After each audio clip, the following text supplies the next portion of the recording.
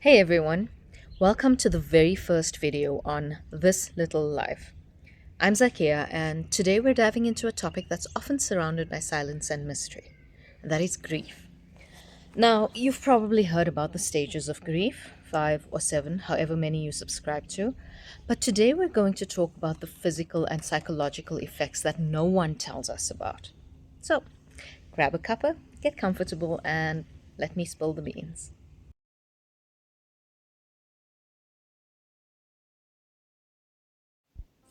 Well, let's get right into it. Now, I don't know if you have heard about widow brain or grief brain, but I had to become a widow to discover that it existed. This phenomenon is grief induced memory loss. It's like your brain just decides to take a vacation without telling you. You'll find yourself standing in the middle of a room wondering why you went there in the first place, or you're losing minutes or hours of your day that just can't be accounted for. I even forgot the names of colleagues I used to work with. Sometimes I found myself standing in front of people and not being able to put a name to the face, but I knew the face. This lasts a long, long time. Mush for brains is frustrating, but it is normal. I guess it's also related to depression. Now, this started for me a short time after that absolute clarity I had for like 5 minutes, immediately after I knew my husband was gone. I was aware that there were things like his bank accounts and his clients that would need to be dealt with, and I knew how to access everything and who to rope in. But then I started slipping. It was like the lights were turning off in my head. A couple of months after this cataclysm, which is what I call that night, I noticed this as something abnormal. And because I'm also a life coach, I did some digging as to why I was suddenly this way. It was not just classic depression. I knew the signs of depression, etc., and I was dealing with it. And then I found out about this widow brain thing. Now here's how to deal with that. Write everything down, especially in your clear moments. Seriously, become best friends with sticky notes and your phone's reminder app. To-do lists and sticky note reminders about everything you need to accomplish in the day become a means for you to function slightly normally and get important things done. Now, it may not stave off the tears while you are running around doing stuff, but at least you won't have to struggle later on if you let something slide or forget something and then you're only picking up on it months later and then it takes you back into that spiral. I was also very lucky to have my cousin staying with me for a month. And she even reminded me to shower and accomplish small things in the day like eat and check email. The worst for me was getting out of bed in the morning, especially for the morning prayer. But she made it happen with encouragement and empathy. And having her chattering around me and knowing there was a warm body there kept me grounded. After she left, I relied on to-do lists to keep myself on track. I even wrote down a prayer for each day so I wouldn't feel overwhelmed and I could cover all the prayers there were to offer for my loved one. And all of that kept me sane. Don't be hard on yourself if you forget words, names, and other stuff like I did. Your brain has experienced extreme trauma and it needs time to heal. I just wish I knew beforehand about this aspect of grief like I did about depression. I am a psychology graduate and I never encountered this phenomenon in the theory that I studied. Experiencing it without forewarning shook me. I was not prepared. Well, who is prepared for losing a soulmate? But I didn't have the tools in place, and the result is that I'm feeling those repercussions now in year 4 still. I'm also not a fan of antidepressants, even though it was prescribed for me.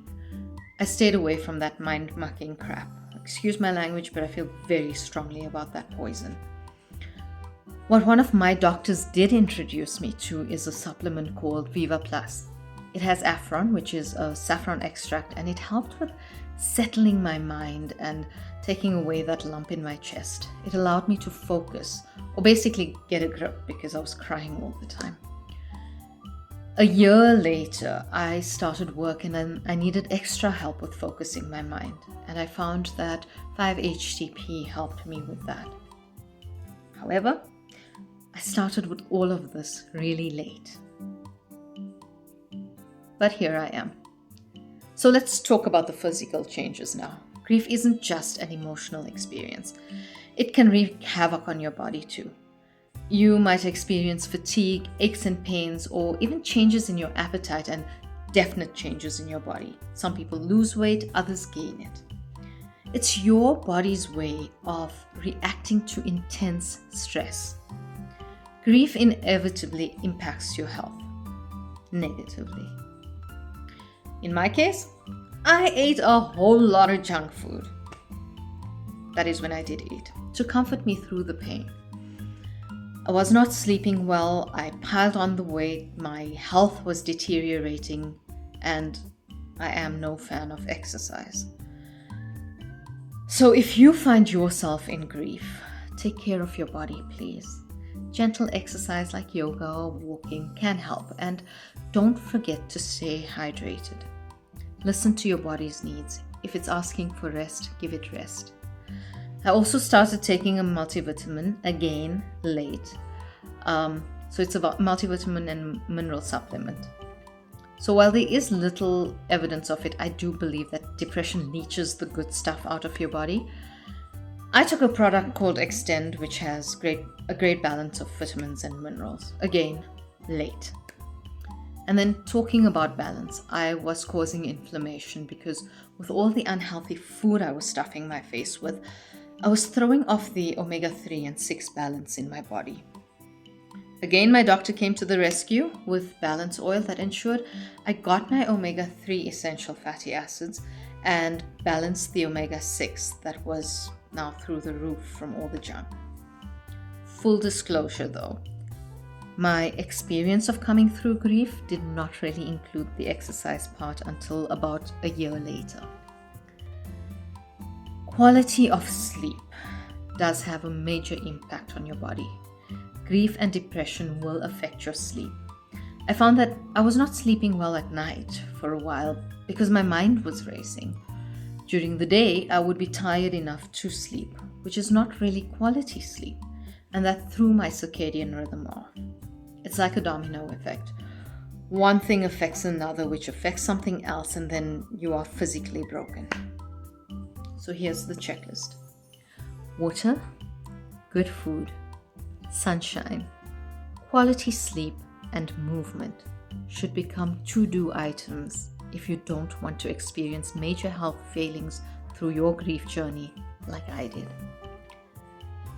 If sleep is a persistent problem, develop a nighttime routine to prepare your mind for sleep and stick with it. The Viva Plus and 5-HTP that I took, or even things like ashwagandha, helps with stilling your mind enough to sleep. And none of these are addictive like sleeping pills are. Now, for the psychological impacts. Grief can feel like you are on an emotional roller coaster with no safety bar. 1 minute you're okay, and the next you're crying over a commercial or a bird flying outside. And the next you are angry with yourself, your deceased loved one, and the world. It's all part of the process. Crazy, toxic thoughts and self-talk will happen. It is okay to have these thoughts and conversations with yourself and God or the universe. Just be aware of the direction it moves in, and don't allow the negative aspects to persist. Harming yourself, not an option. Something I struggled with was the belief that it should have been me to go, and I don't have a reason to continue living. It took time to rationalize that I was still here because I had not yet fulfilled my purpose, and he had fulfilled his. Practical tip: find an outlet for your emotions. Journaling can be incredibly therapeutic. Also, don't isolate yourself. Talk to friends or consider seeking professional help. There's no shame in needing support. If you are religious or spiritual, be deliberate about prayer or meditation. Your conversations with a higher power are a great source of comfort, which is what you're looking for. We suppress our emotions in certain social situations.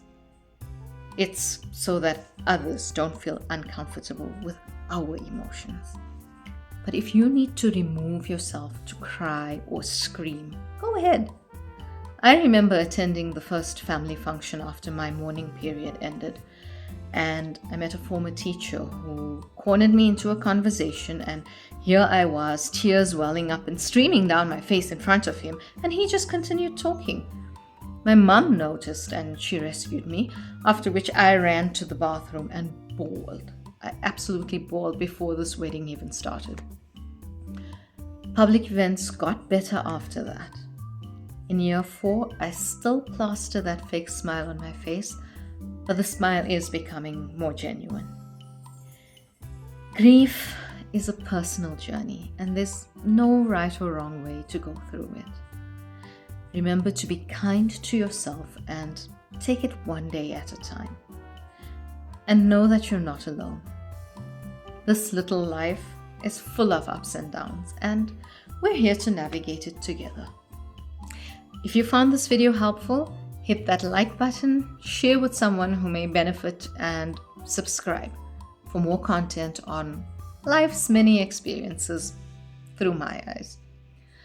Comment below with your thoughts or questions, and let's support each other. In the next video, there will be a special surprise, but until next time, keep living this little life because every little moment matters.